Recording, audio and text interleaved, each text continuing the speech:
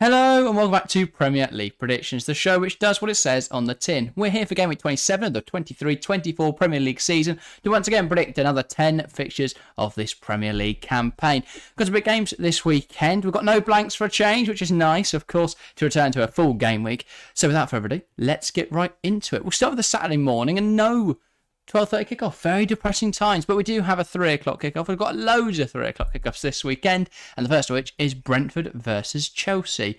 Now, Brentford, they have been in pretty mediocre form this season. They've struggled without Ivan Toney, but he is back now, and well, they'll be hoping as we move into March now and towards the business end of the season, they can start to pick up some points because they are being slowly dragged into this relegation battle. As for Chelsea, well, they'll be very glad to not be in the relegation battle right now, and they'll be hoping to get back to winning ways after a difficult Carabao Cup final loss. Obviously, they won in the week against Leeds, but back now in Premier League action, they'll be hoping to get back to winning ways. So, Harry, how do you see this one panning out? Yeah, two sides that really need to win. Brentford have been crap, let's be honest. They were battered by West Ham 4-2 on Monday night to a West Ham side who had been battered the last 2 weeks. That was a really poor result. Chelsea lost in the cup final, struggled for the majority of the game against Leeds. Both teams need a win, and I think Chelsea will get one. I'll go 2-1 though, quite a close game. I think Chelsea will take the lead through Nicholas Jackson. Brentford will equalise through Ivan Toney, of course, and then it will be a Chelsea winner from Mihajlo Mudryk. Fair enough. I was very impressed with Mudryk's cameo, or well, performance. He started against Leeds.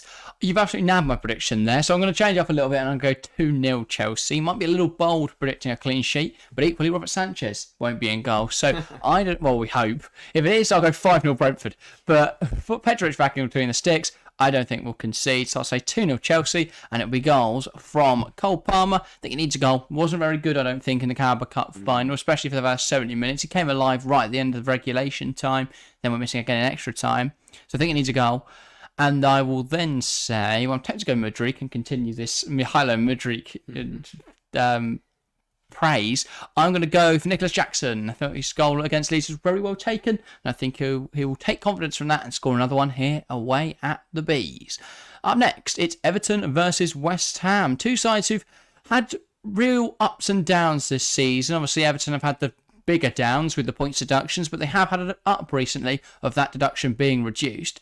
As for West Ham, well, they've been terrible, very terrible recently, but then last week they won 4-2, so who knows what West Ham side is going to turn up this weekend.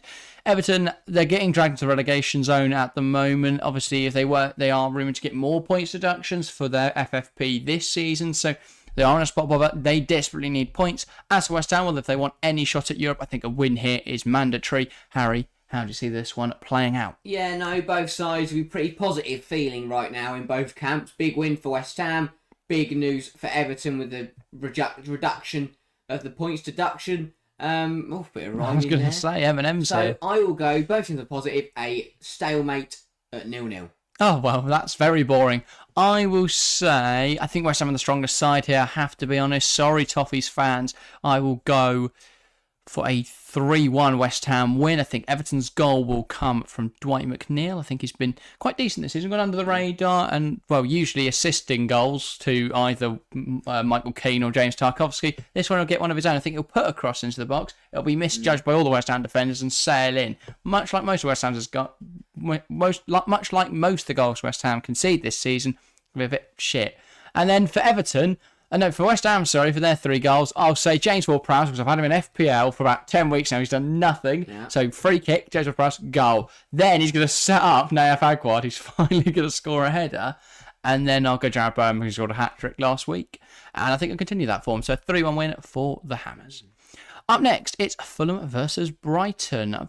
Both sides have had quite good form actually recently. Obviously, Brighton were knocked out of the FA Cup in the midweek, and they'll be hoping to put that behind them quite quickly.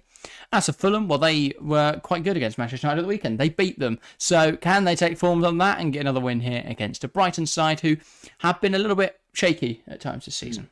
Yeah, no, I think it'll be a good game. But you feel like Brighton. That's not English.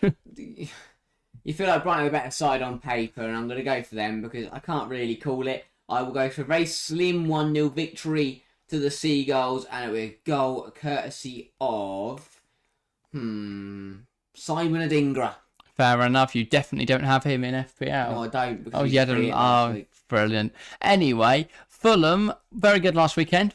I think they're going to take some form from that, take some momentum into this game, and they will win 2-0 this time. A clean sheet for Marco Silva's men. It will be goals from João Palhinha, because I seem to predict him to score every week at the moment. And then I will go, well, who else is going to score for Fulham? Well, last weekend it was all the Nigerians that scored. This week it's going to be all the Portuguese. It's going to be João Palhinha again. So 2-0 win for Fulham. I don't think they've got any other Portuguese players, have they? No. Doesn't work. So there you go. 2-0 for Fulham, both from João Palhinha. Up next, Newcastle versus Wolves. Newcastle have been pretty poor, actually, this campaign. And recently they've not really done a lot. I think they drew last time outright with Bournemouth. Smashed by Arsenal. They're smashed by... Oh, sorry, yeah, the week before they drew Bournemouth. Last weekend they were smashed by Arsenal. So they're not doing very well at the moment. Wolves, they've been quite good. They just won the FA Cup in the midweek, but there is rumours that Hwang Hee-chan... They won the FA Cup? No, they won in the FA Cup. They didn't win. They won it. There you go. Wolves have won the FA Cup. Well, they have got Coventry in the next round, so... Maybe they have won the FA Cup. Semis, here they go. But first, they've got to play Premier League games. They've got Newcastle. I think they could get something from this, despite the potential Hwang injury. But what do you think, Harry? Yeah, I mean, Gary O'Neill's Wolves are flying. They're into the top 10 for the first time in a very, very long time. Since Nuno was sacked, I think. Yeah, and Newcastle are struggling massively. This has got an upset written all over it. I will go 2-0 to the away side with a goal coming in the first half through Pedro Neto and a goal in the second half coming through Ryan Ait-Nouri. Yeah, I think you say it's going to be an upset. I think it would be more of an upset if the home side won here, given their positions in the table right now. So I will go for a Wolves win as well, a fairly routine victory. I'll go 1-0 though, and it'll be a Max Kilman header. And everyone who's got Max Kilman will be very happy with that in FPL. Decent. Up next, it's Nottingham Forest versus Liverpool. Now, Nottingham Forest, we saw them in the FA Cup in the midweek lose to Man United right at the death. I don't think that really shows how good Nottingham Forest are, just how bad Manchester United are.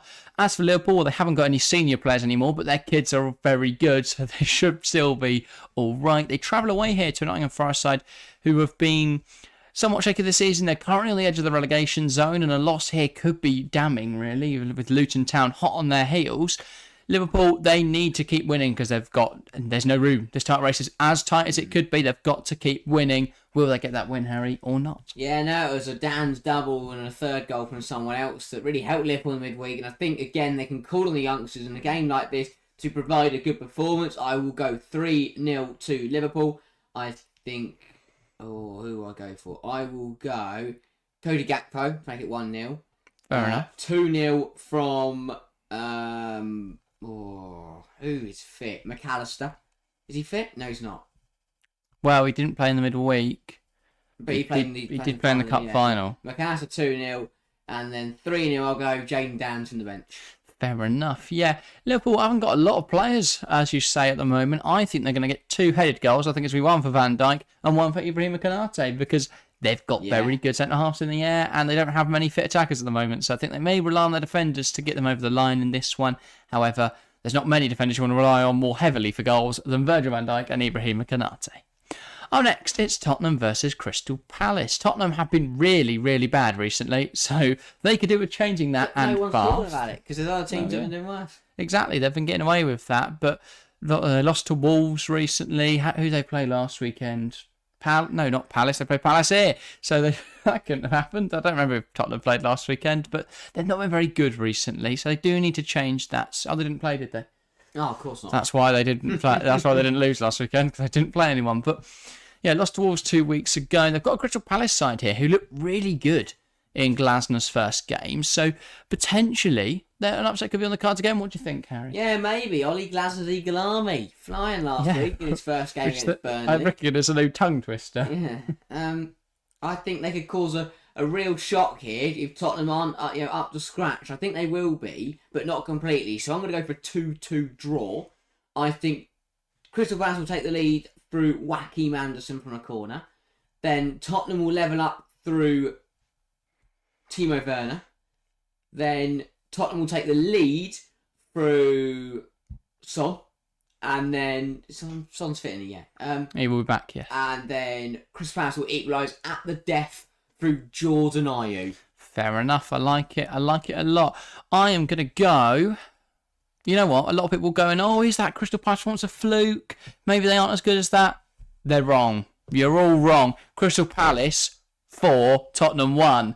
Big shock. I know. I was thinking in my head before the predictions, I'm going to go really, really normal with these predictions. And then suddenly, 4-1 struck me like a train. I'm going to go 4-1 Crystal Palace. And it'll be goals from Hudson Edouard, Jean-Philippe Mateta.